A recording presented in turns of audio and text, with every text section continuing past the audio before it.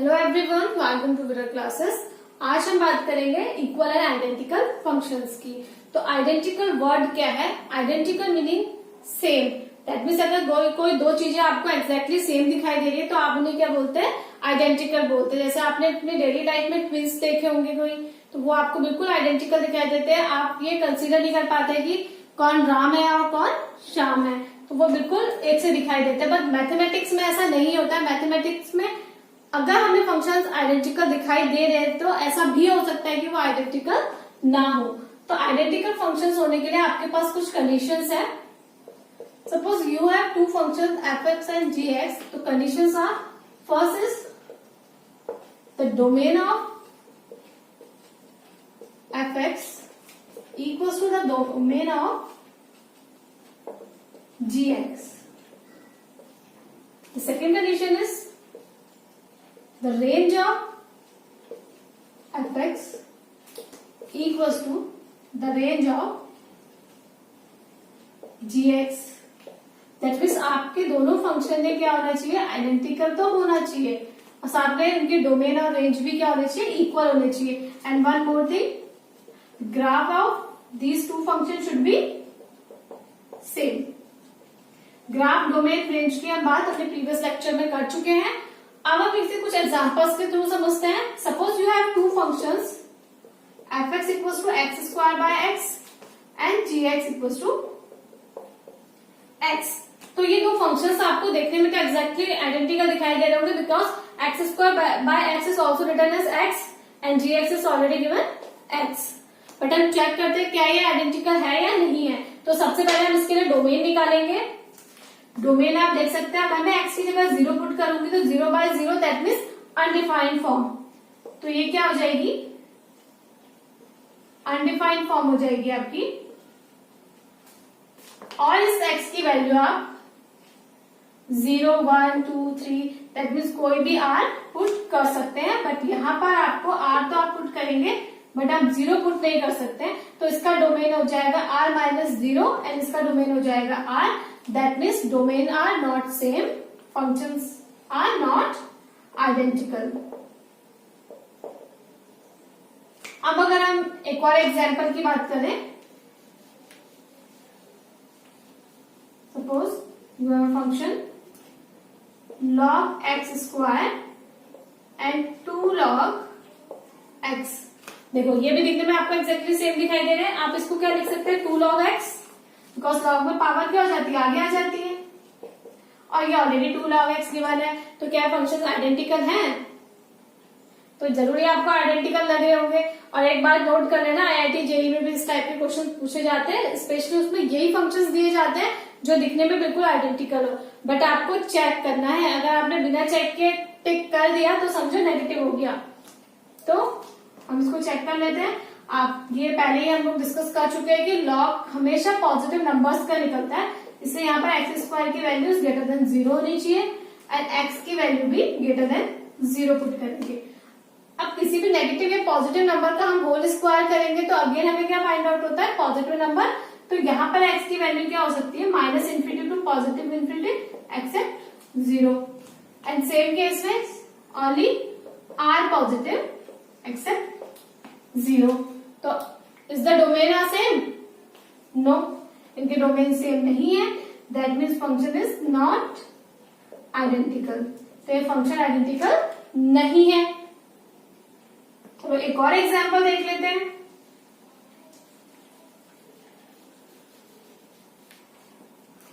इसे हम ले लेते हैं tan x और इसे हम ले लेते हैं 1/cot x। क्या ये फंक्शन आइडेंटिकल है?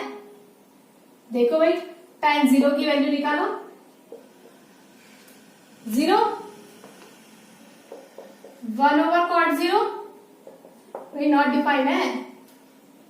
दैट मीन्स यहां पर 0 एग्जिस्ट नहीं कर सकता, यहां पर 0 एग्जिस्ट कर सकता है।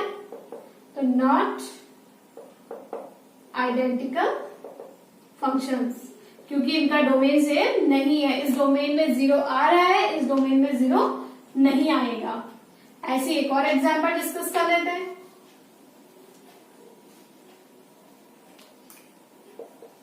cosec x and 1/sin x. अब इन्हें देखिए भाई, ये आइडेंटिकल दिखाई दे रहे हैं या नहीं दिखाई दे रहे हैं? ऑब्वियसली बहुत सारे लोग कह रहे होंगे भाई आइडेंटिकल नहीं है, कुछ सोच रहे होंगे कि आइडेंटिकल है। तो चेक कर लेते हैं। साइन जीरो के लिए अगर वैल्यू निकालेंगे तो 1/0 नॉट डिफाइंड, दैट मीन्स इसके डोमेन में क्या नहीं आना चाहिए, sine x not equal to 0 होना चाहिए, that means x not equal to n pi. तो उसका सॉल्यूशन क्या हो जाएगा, r minus n pi. Similarly इसके सॉल्यूशन भी क्या होता है, r माइनस एन पाई। तो domain are same, that means function is identical. Now हम बात करेंगे composition of functions. Suppose you have two functions fn and gx.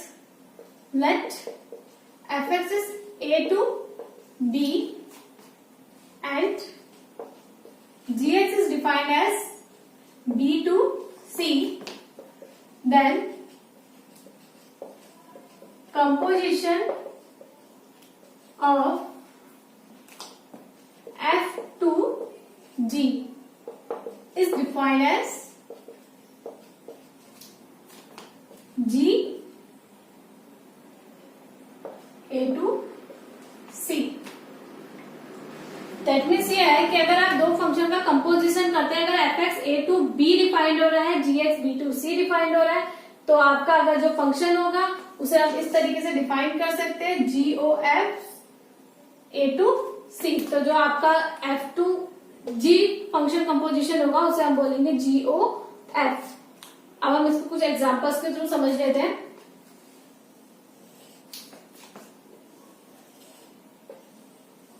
Suppose ये आपका फंक्शन है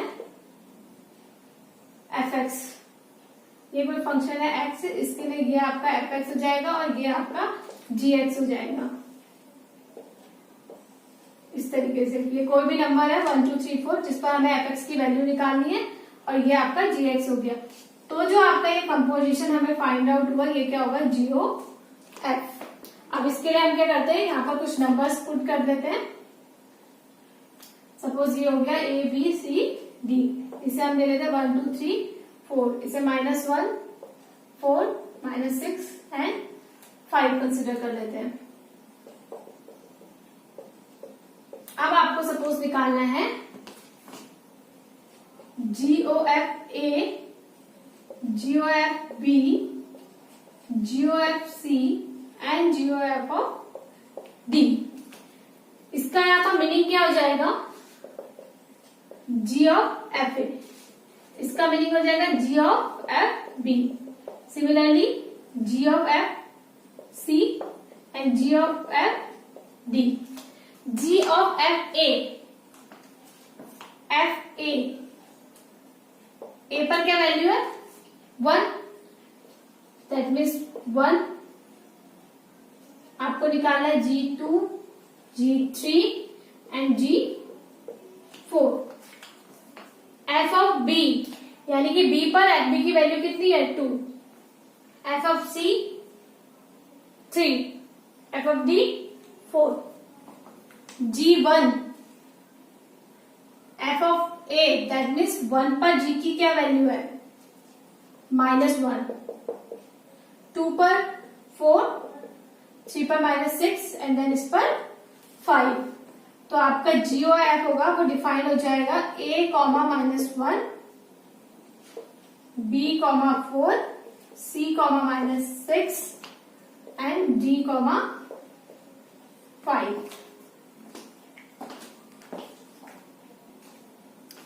अब हम बात करते हैं, suppose you have two functions F X equals to sine X and G X equals to X cube.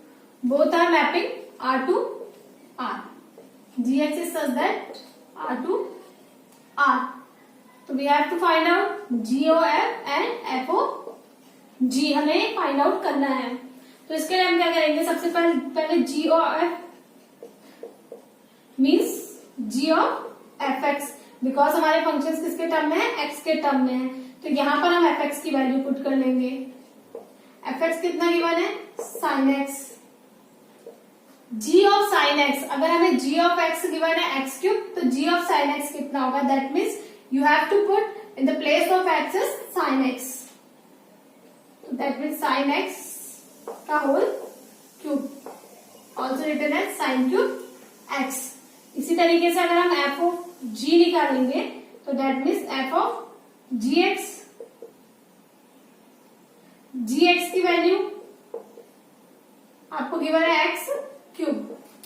अब आपको क्या पुट करना है, in the place of x, x cube, you get sine x cube. Is both are same, no, that means f o g not equal to g o f. Generally ये f o g and g o f equal नहीं होते हैं, ये उसी case में equal होते हैं जब ये दोनों एक दूसरे के क्या हो, इनवर्स हो। अब इनवर्स की बात हम अपने आगे नेक्स्ट लेक्चर में करेंगे। अब हम बात करेंगे फंक्शनल इक्वेशन की। फंक्शंस के फॉर्म में जो भी इक्वेशन लिखी जाएगी हम उसे फंक्शनल इक्वेशन बोलेंगे। सपोज अगर मैंने कुछ इस तरीके का लिखा है कि F X equal to half of F X plus one plus F X plus two, तो ये क्या होगी, आपकी फंक्शनल इक्वेशन होगी। इस फंक्शनल इक्वेशन को सॉल्व करने के दो मेथड होते हैं। First is repetition method and second is replacement method.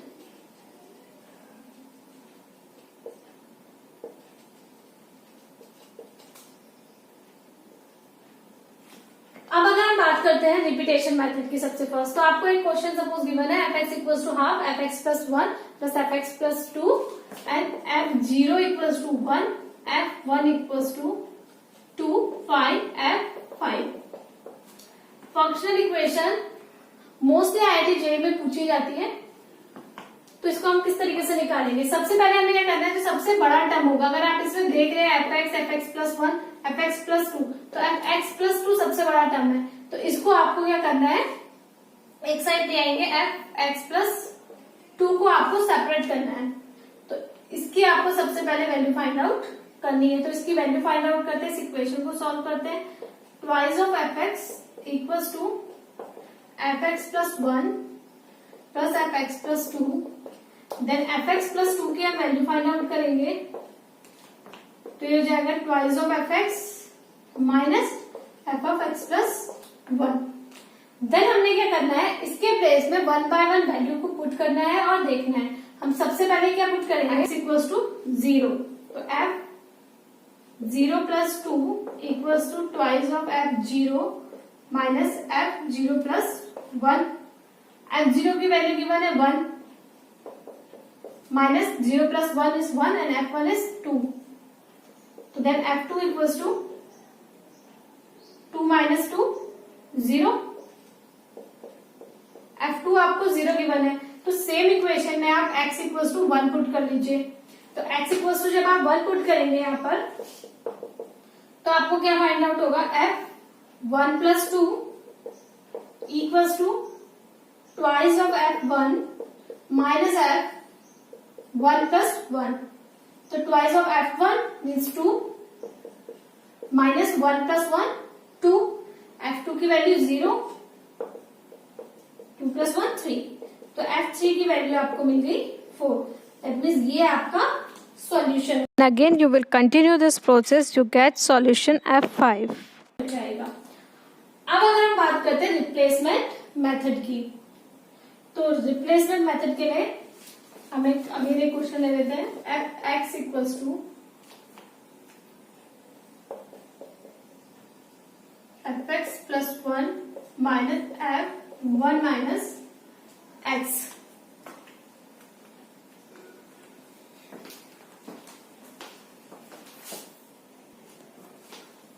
Suppose हमारे पास एक क्वेश्चन है, F X minus twice of F one minus x equals to X square plus two. अब रिप्लेसमेंट मेथड में आपको क्या करना है, एफ एक्स को एफ वन माइनस एक्स से रिप्लेस करना है। दैट मीन्स मुझे एक्स के प्लेस में क्या रखना है, वन माइनस एक्स, तभी ये क्या होगा, रिप्लेस होगा। तो यहाँ पर पुट कर लेते हैं इक्वेशन में 1 minus x minus 2f 1 minus x equals to 1 minus X whole square plus 2। तो f 1 minus x minus 2f cancel out हो जाएगा 1 माइनस 1, तो हो जाएगा F X equals to 1 minus X का होल स्क्वायर प्लस 2। तो जो गिवन इक्वेशन थी वो आपकी फर्स्ट इक्वेशन हो गई और ये आपकी रिप्लेसमेंट के बाद सेकंड इक्वेशन आ गई। और आप अब इन दोनों इक्वेशंस को सॉल्व कर लेंगे। तो इन दोनों इक्वेशन को किस तरीके से सॉल्व करेंगे, ये लीनियर इक्वेशन का एक फॉर्मेट है। तो आप फर्स्ट इक्वेशन को 2 से मल्टीप्लाई कर दें, तो ये फर्स्ट इक्वेशन हो जाएगी twice of F X minus 4f 1 minus x equals to twice of x square plus 2। And इन दोनों इक्वेशंस को ऐड कर दो। ऐड करने पर ये कैंसिल आउट हो जाएंगे। यहाँ पर आ जाएगा F of 1 minus x minus 4 of F 1 minus x equals to 1 plus x का whole square plus 2 plus twice of x square plus 2। यहाँ पर आ जाएगा आपका minus 3 F of 1 minus x equals to 1 plus x square plus 2 plus twice of x square plus 2। और इसे आप simply solve कर लेंगे तो आपको वैल्यू मिल जाएगी अब 1 माइनस एक्स की। फिर आप 1 के एक्स के प्लेस में 1 बाय 1 कोई भी वैल्यू पुट करके कोई भी सॉल्यूशन निकाल सकते हैं।